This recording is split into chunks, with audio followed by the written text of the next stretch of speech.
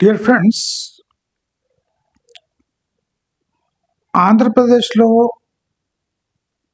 ప్రస్తుతం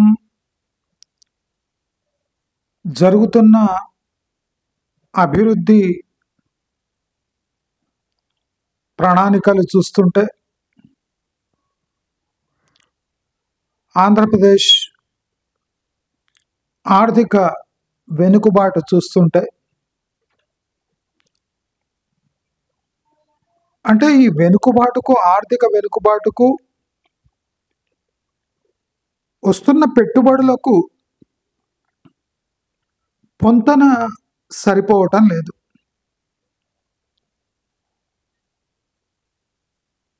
మనం మన channel Telangana real estate, Hyderabad real ఎస్టేట్ని ఎంత క్రిటికల్గా అనలైజ్ చేసి 2.5 ఏళ్లుగా మన సబ్స్క్రైబర్స్ని అలర్ట్ చేస్తూ వస్తుందో, మన ఛానల్ ఆంధ్రప్రదేశ్ పరిణామాలపై కూడా ఒక డేగా కన్నేసి పెట్టింది. జగన్మోహన్ రెడ్డి పరిపాలన ఉన్నప్పుడు పెద్దగా ఆంధ్రప్రదేశ్పై కామెంటరీ ఇచ్చే అవసరమే పడలేదు. జగన్మోహన్ రెడ్డి ఉన్న 5 ఏళ్ళు రియల్ ఎస్టేట్పై డిస్కషన్ అవసరమే లేకుండా పోయింది.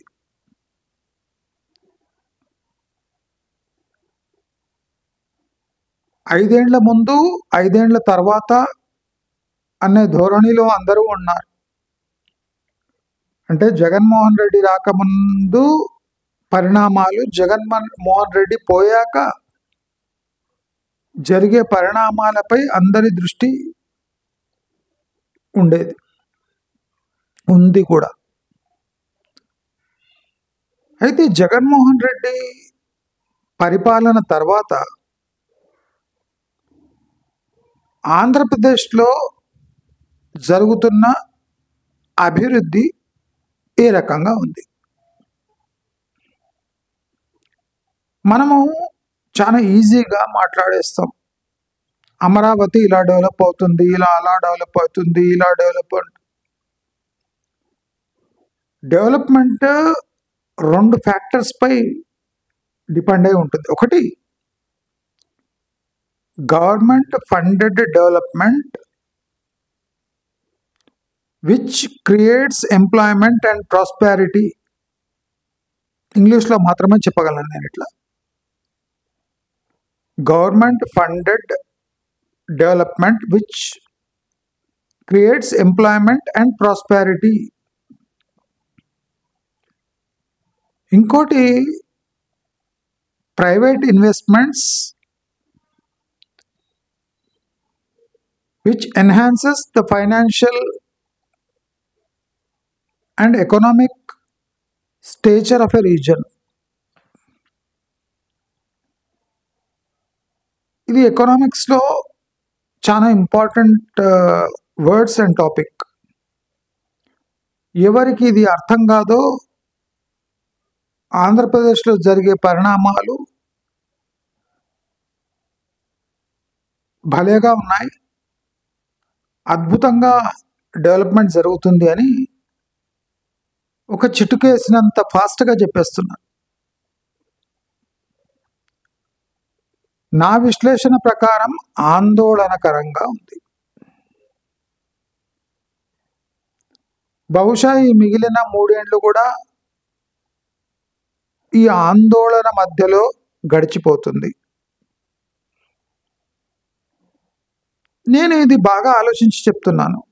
ఆషామాషిగా నన్ను అంచనా వేయకండి. తర్వాత తప్పకుండా మీకు ఏడవాల్సి వస్తుంది. ఎందుకంటే ఆంధ్ర బుర్రలు కదా, కొద్దిగా ఎక్స్ట్రాలు ఎక్కువ ఉంటాయి వీళ్ళకు. లేకున్నా బ్రెయిన్ అంత వర్క్ కాకున్నా కాన్ఫిడెన్స్ ఎక్కువ ఉంటుంది వీళ్ళకు. అదే వీళ్లకు శాపంగా మారింది. అతి ఉత్సాహం, అతి తెలివితేటల ప్రదర్శన, దూకుడు తత్వం, మాటకారితనం, ఇవన్నీ ఆంధ్ర వాళ్లకు నెగటివ్గా మారుతున్నాయి. మాటకారితనం కూడా ఇంకొకరిని అంటే తక్కువగా అంచనా వేసి మాట్లాడడం వాళ్ళకి అలవాటేమో కానీ అది న్యూ వరల్డ్ ఆర్డర్లో నడవదు.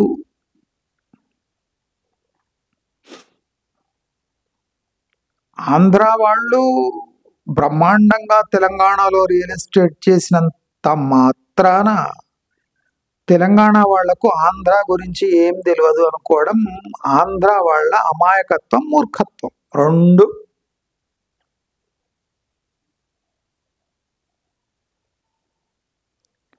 లక్ కంటిన్యూ కాదు, ఇది ఆంధ్ర వాళ్ళు ఫస్ట్ గమనించాలి. లక్ కంటిన్యూ కాదు, ఎక్కువ కాలం మన్నిక ఉండదు. నేను ఇది ఎస్పెషల్లీ ఆంధ్ర వాళ్లకు ఒక warning video.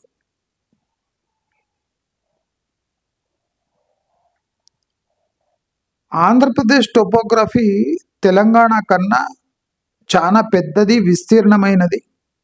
And real estate పరంగా ఒక శాపం అది.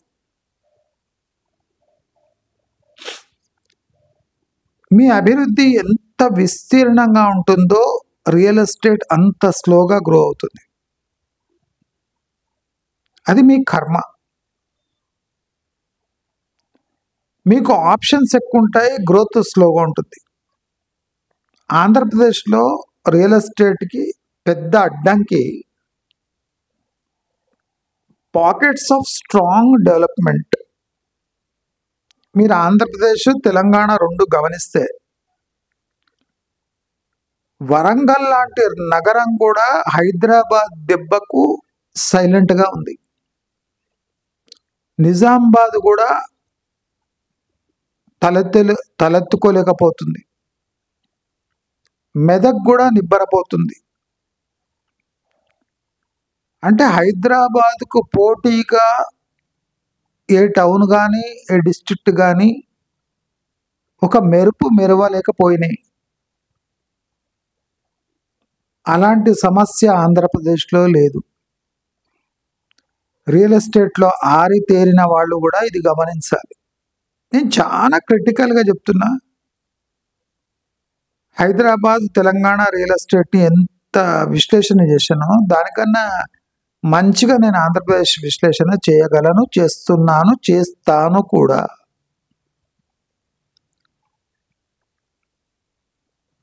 ఆంధ్రప్రదేశ్కి పెద్ద శాపం ఏమంటే pockets of strong development.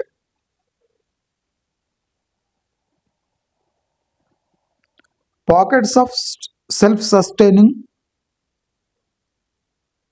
Urban areas. ఇది పెద్ద శాపం ఆంధ్రప్రదేశ్కి.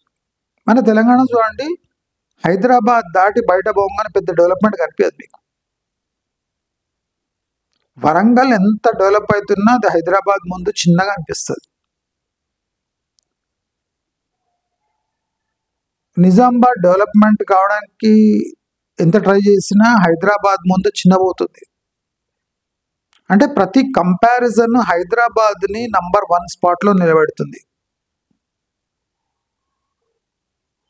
అంటే మీరు కూడా అనొచ్చు, అందుకోసమే వైజాగ్ని మేము కూడా నంబర్ 1 స్పాట్లో నిలబెట్టడానికి ట్రై చేస్తాం. వైజాగ్ ఇస్ నాట్ హైదరాబాద్, ఖబర్దార్. మీరు అలా అనుకున్నారంటే అది మూర్ఖత్వంతో సమానం. Vizag will not or may not become a hotspot for investment for long. ఎక్కువ కాలం ఈ వైజాగ్ అనే ట్రెండింగ్లో ఉండదు. మీరు చూస్తూ ఉండండి.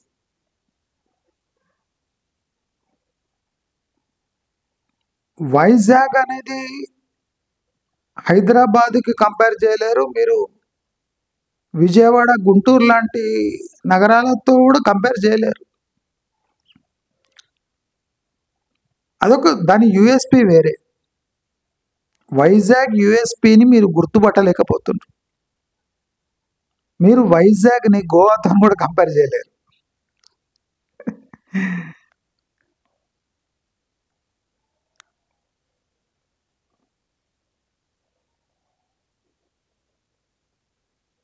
భువనేశ్వర్కు ఉన్న వెసులుబాటు కూడా వైజాగ్కి లేదు. నేను మళ్ళీ చెప్తున్నా, ఆంధ్ర వాళ్లకు మీ అతి తెలివితేటలు మానుకోండి. తెలంగాణ నుంచి విడిపోగానే మీ ఇమేజ్, మీ డొల్లతనం మొత్తం బయటపడ్డది. మీరు ఎంత మిమ్మల్ని మీరు పొగుడుకున్నా, మీసాలు మెలేసిన, అది ప్రాక్టికల్ వర్కౌట్ అవుతలేదు. వాడు గమనించండి మీరు. ఆంధ్రప్రదేశ్ మొత్తం విభేదాలే. మీరు గమనిస్తే వైజాగ్ ఒక మూలన ఉంది. నేను ఆంధ్రప్రదేశ్ ప్రజలను అంటే మేల్కొల్పే పని చేస్తున్నా. అనంతపూర్ ఆయనకు వైజాగ్ అంటే ఎట్లా అనిపిస్తుంది? అనంతపూర్ ఆయన పోయి వైజాగ్ డెవలప్మెంట్ అవుతుందంటే అనంతపూర్ ఆయన పోయి వైజాగ్లో పెట్టుబడి ఎందుకు పెట్టాలి? అనంతపూర్ ఇంత పెద్ద జిల్లా అయితే ఆ వైజాగ్లో మాత్రమే ప్రభుత్వం ఎందుకు కాన్సన్ట్రేట్ చేస్తుంది అనే మంట అనంతపూర్ ఆయనకు ఉండదా? కర్నూలు ఆయనకు ఉండదా? నెల్లూరు ఆయనకు ఉండదా? అది విడిచిపెట్టండి. గోదావరి జిల్లాల వాళ్ళకు ఉండదా? ఒంగోలు వాళ్ళకు ఉండదా? అందరికీ ప్రశ్న ఏమంటే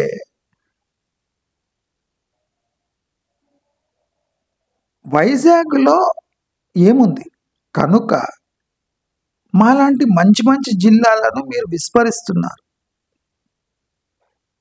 వైజాగ్ చుట్టూ ఏజెన్సీ ప్రాంతాలే కదా. మరి ఏజెన్సీ ప్రాంతాల్లో అక్షరాస్యత అంత బాగుందా? అర్బనైజేషన్ అంత బాగుందా? కల్చర్ కాస్మోపాలిటన్ ఉందా?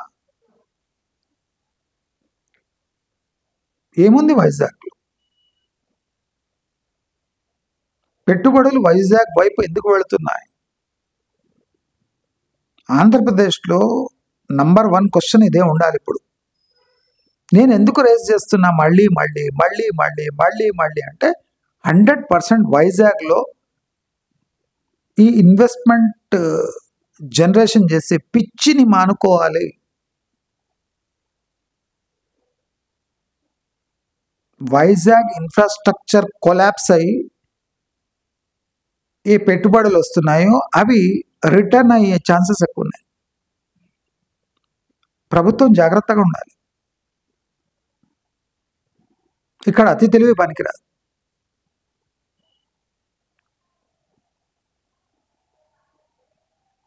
అసలు పవన్ కళ్యాణ్ లాంటి వాళ్ళు కూడా ప్రశ్నించాలి. మీరు వైజాగ్ వైపు ఎందుకు మొగ్గు చూపుతున్నారు? Hyderabad is not equal to Vizag.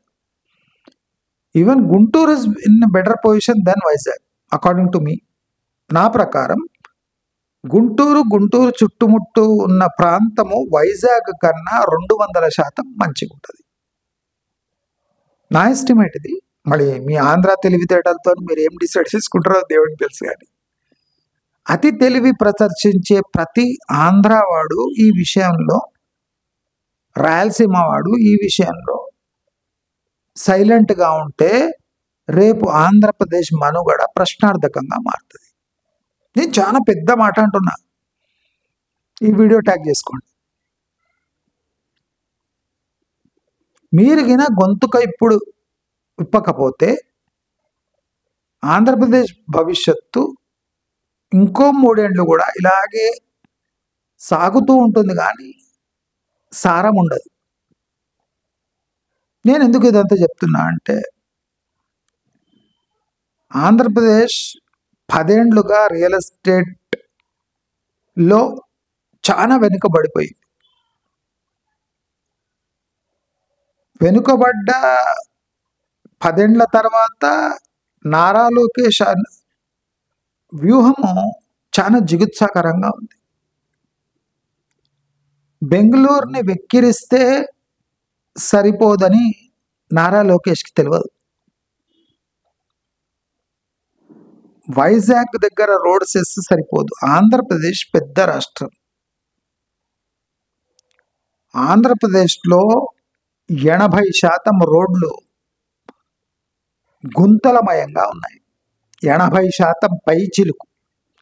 ఆ మిగతా 20% కూడా నేషనల్ హైవేస్ ఉన్నాయి కనుక కొద్దిగా ఇమేజ్ మిగిలిపోయింది. కానీ 80% దెబ్బతిన్న రోడ్లతో ఆంధ్రప్రదేశ్ వేరే రాష్ట్రాలని వెక్కిరించొద్దు. ఇది బూమరాంగ్ అవుతుంది, జాగ్రత్త. వేరే రాష్ట్రాలు కూడా డీప్ రీసెర్చ్ చేసి మీ రోడ్ల పరిస్థితికిన అంచనా వేసి పబ్లిష్ చేస్తే పరువు పోతుంది.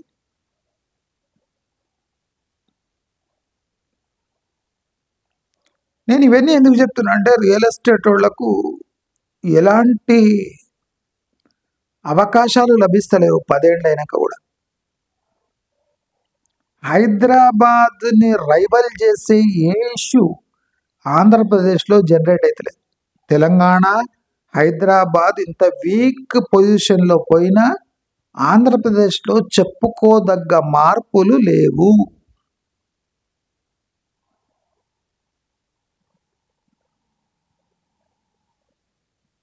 ఆంధ్రాకు తెలంగాణ నుంచి రోడ్లు వేస్తే తెలంగాణకు లాభం గింజంత లాభం లేదు.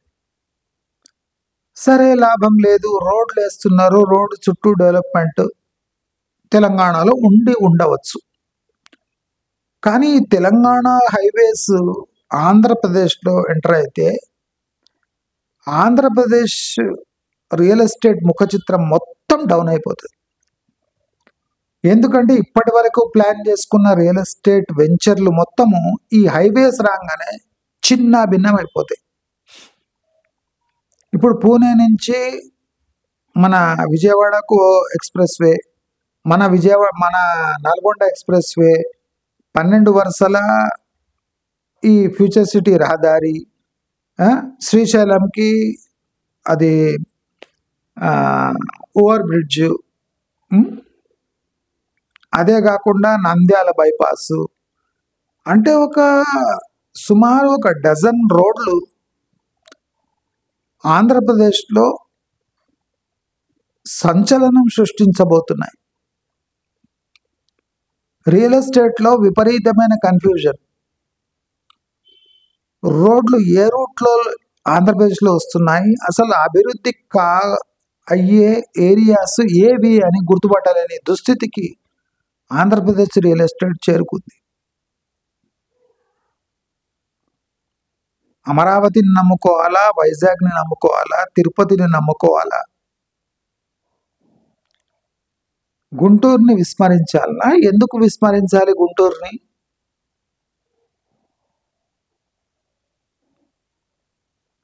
బీచ్ తప్ప గుంటూరు వైజాగ్ కన్నా 200% మంచి ఏరియా, అభివృద్ధికి ఆస్కారం ఉన్న ఏరియా. మరి వైజాగ్ కసితో, కచ్చతో, పట్టుతో డెవలప్ అవుతున్న ఏరియా. అదే గుంటూరుని టార్గెట్ చేస్తే మీకు ఆ కసి, పట్టు ఏం అవసరం లేదు.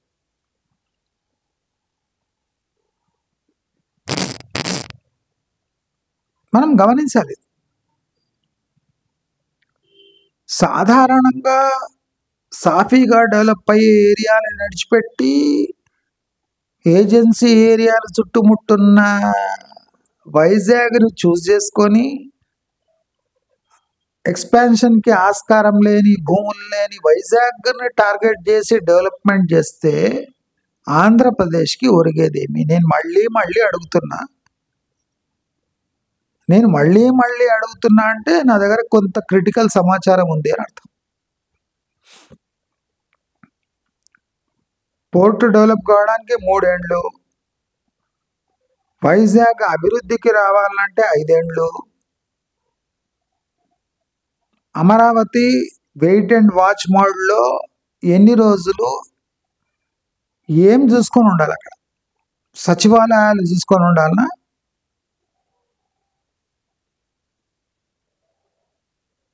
సిఆర్డిఏ భవనం చూసుకొని ఉండాలనా? సిఆర్డిఏ భవనం వల్ల ఆంధ్రప్రదేశ్ కొరిగిందేమి?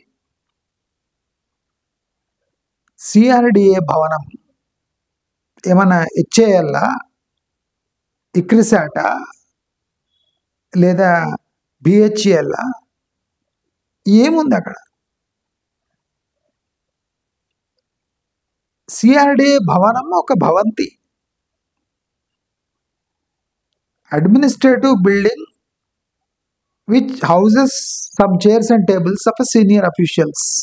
దట్ ఈస్ సిఆర్డిఏ భవనం. సిఆర్డిఏ భవనం గురించి ఏం లేదు. బస్ స్టాప్ కూడా సిఆర్డిఏ భవనం కన్నా యూస్ఫుల్ థింగ్. ఒక చిన్న బస్ స్టాండ్ నిర్మిస్తే అది సిఆర్డిఏ భవనం కన్నా ఎక్కువ యూస్ఫుల్ థింగ్ ఆంధ్రప్రదేశ్కి. సిఆర్డిఏ భవనం నిర్మించారు, ఐఏఎస్లకు బిల్డింగ్లు నిర్మించారు. అని దీనికి ఆంధ్రప్రదేశ్ డెవలప్మెంట్కి ఏమైనా దూరం వరకు లింకులు ఉన్నాయా?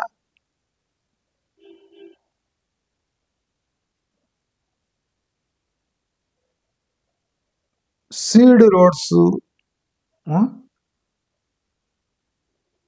కాంప్రమైజ్ కాకుండా సీడ్ రోడ్స్ కడుతున్నారు.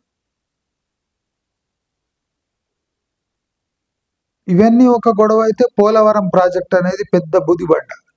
అసలు అక్కడ ఏం జరుగుతుంది? వేల లక్షల కోట్లు దాంట్లో పోసి ఏం సాధిస్తుంది ఆంధ్రప్రదేశ్ అనేది ఎవరికి తెలియదు.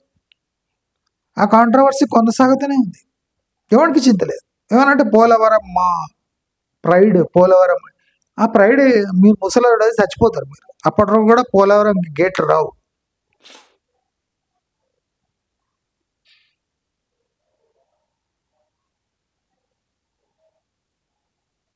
రియల్ ఎస్టేట్ 10 ఏళ్ల నుంచి వాచ్ అండ్ వెయిట్ మోడ్లో ఉంది. అంటే ఆంధ్ర వాళ్ళకు ఓపిక ఎక్కువ అనుకుంటాను నేను.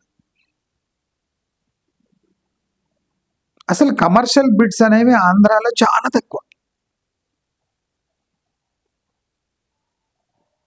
అసలు అక్కడ కమర్షియల్ బిడ్ అని చూపిస్తే అది ఒక 30 ఏళ్ల తర్వాత కూడా దాని చుట్టుముట్ట అంతే డెవలప్మెంట్ ఉంటుంది అనుకోండి. అది కమర్షియల్ ఎట్లయితుంది? ఇక్కడనే హైదరాబాద్లోనే ఘోరమైన కమర్షియల్ బిట్లు, ఇంకా ఆంధ్రాలో అయితే ఇంకా దరిద్రమైన బిట్లే. అంటే core Guntur, core Vijayawada, core Vizag తప్ప, కోరు తిరుపతి తప్ప ఇక్కడ కోర్ కమర్షియల్ ఏరియాస్ లేవు.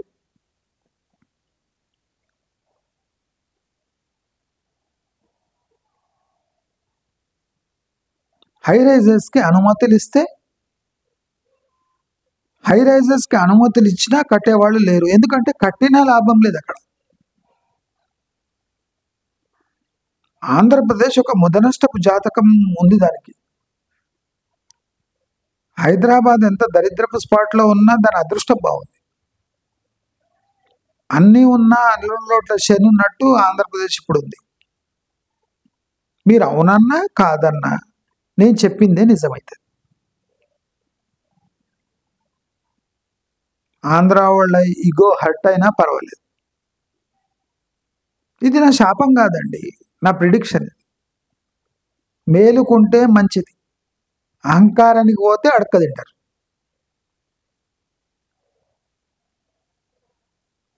వైజాగ్లో జరిగే తప్పుగిన వెనుక్క తీసుకోకపోతే వేరే జిల్లాలు తిరగబడే అవకాశం ఉన్నది. అనంతపూర్ వాళ్ళు ఎందుకు అడగొద్దు? అనంతపూర్ ఇంత పెద్ద జిల్లా అయినప్పుడు ఇక్కడ లేనిదేంది, వైజాగ్లో ఉన్నదేంది? సముద్రాన్ని తీసుకొని నాక్కుంటారా అని అడగండి. ఐటీ సెక్టర్కి పోర్టుకు ఏమి లింక్ ఉంది? ఇప్పుడు అదే ఐటీ సెక్టర్ తీసుకుపోయి అనంతపూర్ చిత్తూరులో పెట్టండి, చెన్నై బెంగళూరు బార్డర్లో పెట్టండి.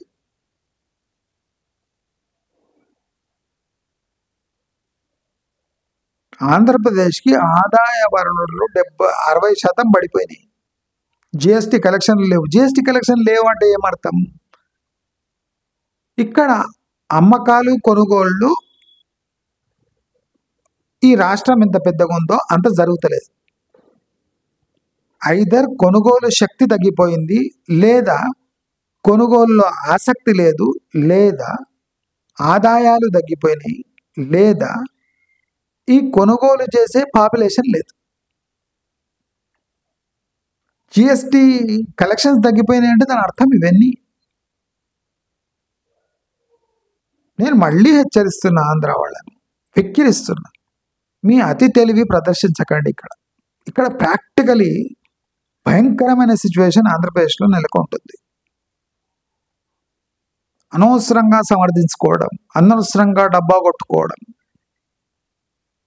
చంద్రబాబు నాయుడు చీఫ్ మినిస్టర్ రావటం ఆంధ్రప్రదేశ్కి మంచిది. ఇక్కడ ఇంతవరకే, ఫుల్ స్టాప్.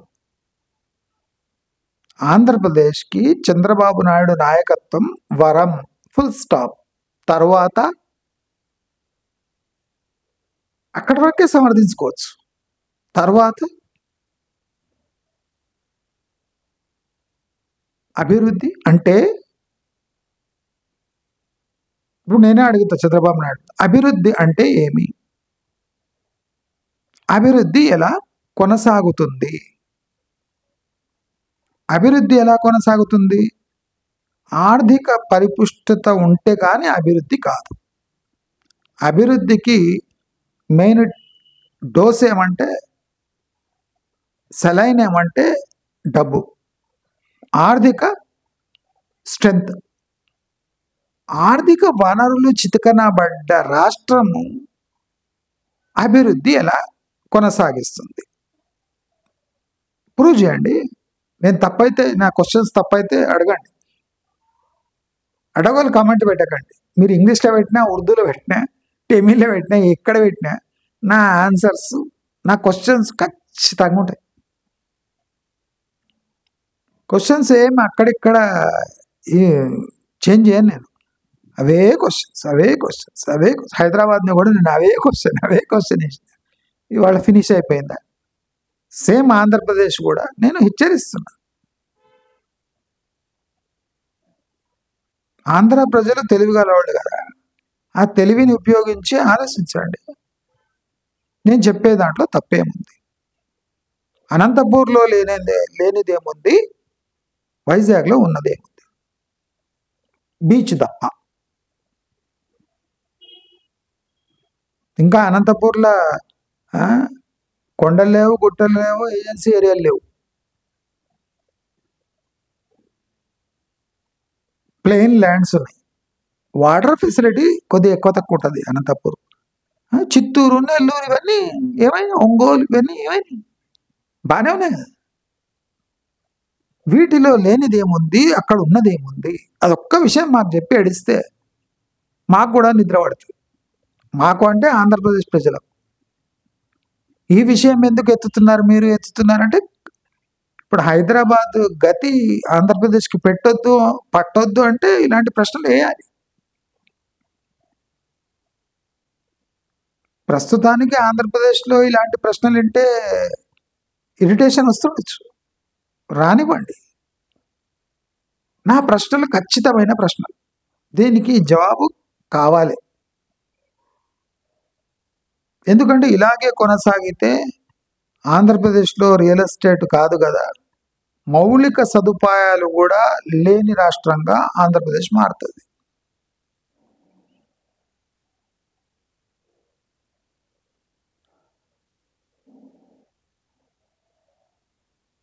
బిర్యానీని కూడా ప్రమోట్ చేసిన, హైదరాబాద్ బిర్యానీని ఫేమస్ చేసిన చంద్రబాబు నాయుడు అదే తరహాలో మళ్ళా మీ డిషెస్ని కూడా ప్రమోట్ చేయండి.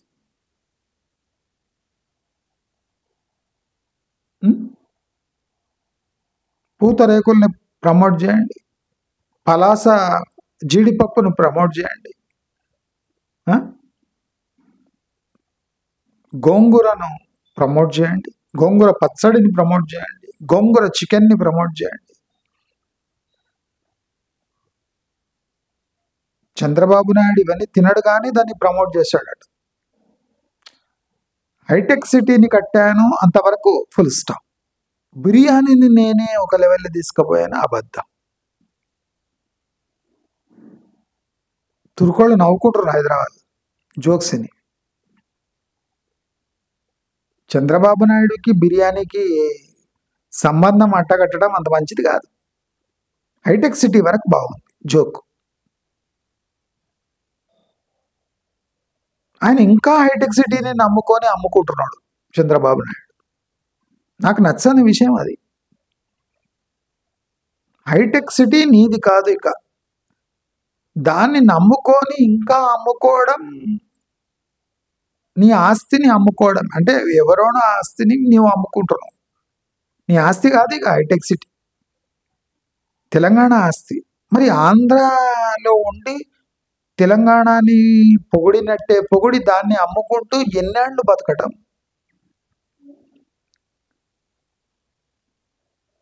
నా ప్రశ్నకు సమాధానం ఇవ్వాలి. నేను కూడా ఎల్లో షర్ట్ వేసుకున్నా, నేను బ్లూ షర్ట్ వేసుకోలే, ఎల్లో టీ షర్ట్ వేసుకున్నా. అందరూ దీని గురించి ఆలోచించాలి, ఎస్పెషల్లీ రియల్ ఎస్టేట్ వాళ్ళు. ఎందుకంటే రాబోయే 10 ఏళ్ల వరకు కూడా ఆంధ్రప్రదేశ్ రియల్ ఎస్టేట్ స్టెబిలిటీ ఉండదు. ఎప్పుడు ఆంధ్రప్రదేశ్ రియల్ ఎస్టేట్లో స్టెబిలిటీ ఉండదో అప్పుడు తెలంగాణ రియల్ ఎస్టేట్కి చావు ఉండదు.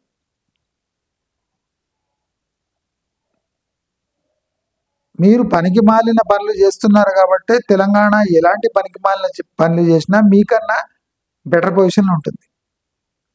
ఎందుకంటే దానికన్నా 10 రెట్లు పనికి మాలిన పనులు మీరు చేస్తున్నారు కాబట్టి. మీ రాష్ట్రంపై మీకు నమ్మకం లేదు, మీ రాష్ట్రంలో ప్రశ్నించే తత్వమే లేదు. వైజాగ్ వైపు అన్ని పెట్టుబడులు పోతున్నాయంటే అందరు అంటే మన తెలంగాణలో అయితే గొంగడేసుకొని పండుకున్నారు. మరి మీ దగ్గర ఏం కప్పుకొని పండుకుంటున్నారు? ఎందుకు ప్రశ్నించకూడదు? అమరావతి ఏమన్నా తప్పిదం జరిగిందా? అమరావతిని రాజధానిగా ప్రకటించినాక మీరేమైనా రియలైజ్ అయ్యింటారా? వైజాగ్ వైపు వైఖరి ఎందుకు మారింది? అనంతపూరు, చిత్తూరు, నెల్లూరు ఇవన్నీ ఏం తప్పు చేశాయి? కర్నూలుని ఎందుకు విస్మరిస్తున్నారు? గుంటూరులో లేనిదేముంది, వైజాగ్లో ఉన్నదేముంది? విజయవాడ పరిస్థితి ఏమి? ఇవన్నీ గంపెడు క్వశ్చన్స్ పెట్టుకొని మేము పెట్టుబడులు మొత్తం వైజాగ్కి తీసుకుపోతాం, వైజాగ్ నేను తీవ్రంగా వ్యతిరేకిస్తున్నాను. నేను తెలంగాణ వాదిగా వైజాగ్ అభివృద్ధి అయితే ఆంధ్రప్రదేశ్కి భారీగా నష్టం జరుగుతుందని తీవ్రంగా వ్యతిరేకిస్తున్నాను. మీరు ఏకీభవించినా ఏకీభవించకపోయినా తెలంగాణ వాదిగా నేను వైజాగ్ డెవలప్మెంట్ సెంట్రిక్ ఇది సిటీ అవుతుంది అని అనుకుంటలేను. డెవలప్మెంట్కి ఆస్కారం ఉన్న సిటీ వైజాగ్ కాదు కాదు కాదు, నేను ఒప్పుకోను. నీవెవరు బోడీ, నీవు ఒప్పుకునేది నీవు తెలంగాణ కాదంటే బోడీ తెలంగాణ వాదినైనా నేను చెప్పిందే అవుతుంది కనుక వైజాగ్ వైపు అంత వంగడం తొంగవడం వైజాగ్లో అంత అవసరం లేదు. ఆంధ్రప్రదేశ్ లాంటి సస్యశ్యామలమైన మినరల్ రిచ్ ఉన్న వాస్ట్ ఏరియా ఉన్న ఒక రాష్ట్రంలో వైజాగ్ వైఖరి అందరూ అడ్డుకోవాలి అని అందరినీ నేను కోరుకుంటున్నాను. ఆంధ్రప్రదేశ్లో ఎస్పెషల్లీ రియల్ ఎస్టేట్ వాళ్ళు ప్రశ్నించాలి. మీరు ఇష్టం వచ్చినట్టు రోడ్లు వేస్తే, ఇష్టం వచ్చినట్టు మీ వైఖరి మార్చుకుంటే మరి రియల్ ఎస్టేట్ ఏం కావాలి? రియల్ ఎస్టేట్ ఏమైతే మాకేమి అంటే మళ్ళా రెవెన్యూ ఎట్లా జనరేట్ కావాలి? క్రయ విక్రయాలు జరగకుంటే మీకు రెవెన్యూ ఎట్లా వస్తుంది? మీ జిఎస్టీ అయితే దిక్కు లేదు, కొనుగోళ్ళు లేవు, అమ్మకాలు లేవు. అంటే వస్తువు కొనుగోళ్ళు వస్తువు అమ్మకాలు తగ్గిపోయినాయి. మరి రియల్ ఎస్టేట్ అమ్మకాలు ఇవి కూడా తగ్గిపోతే రెవెన్యూ ఎట్లా వస్తుంది ఒక స్టేట్కి అని ప్రతి రియల్ ఎస్టేట్ వాడు అడుగుతారని ఆశిస్తూ నమస్కారం.